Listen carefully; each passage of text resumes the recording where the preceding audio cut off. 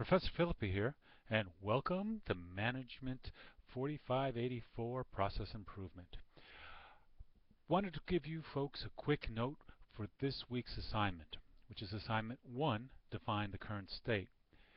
This week you'll select a process improvement project that you'll be working on during this entire course. There are 4 parts to this mini project that you will have to do throughout the course.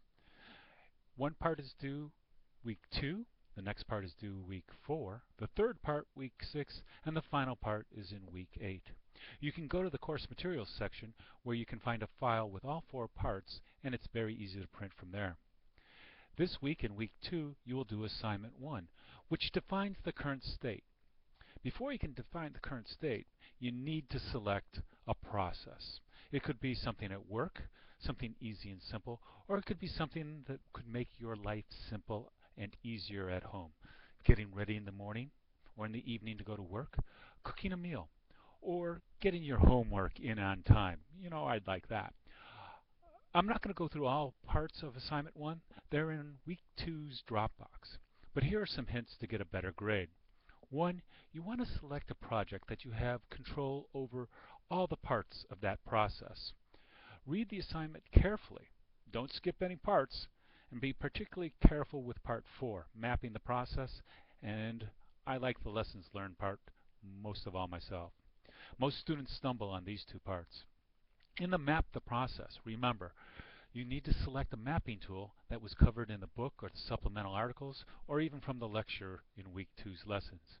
You need to apply that map to your process, and you need to be detailed enough so that others, me, can follow your process.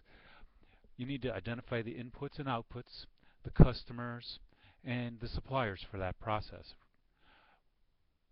Also, one of the most important aspects of this part of the assignment, and this is where most students have problems, is you need to include 3 current metrics or measures of the performance of your process. What you need to come up with is 3 distinct and different metrics or measures that describe your process. You can't use time more than once, you can't use process steps more than once, but you need to have 3 things that you can measure that will tell you if your process is improving or not, or even if you're done with your improvement process. So remember, 3 distinct and different metrics, and how you're going to measure those. That will tell you if you can use them or not. If you can come up with a good way to measure your metrics, then you're fine. Don't forget about your lessons learned. I want to know about any challenges or experiences you had while doing this assignment, and something that you can generalize for later use in the process improvement projects or life in general. With that, assignment 1 is waiting. Make the leap. Have a great afternoon.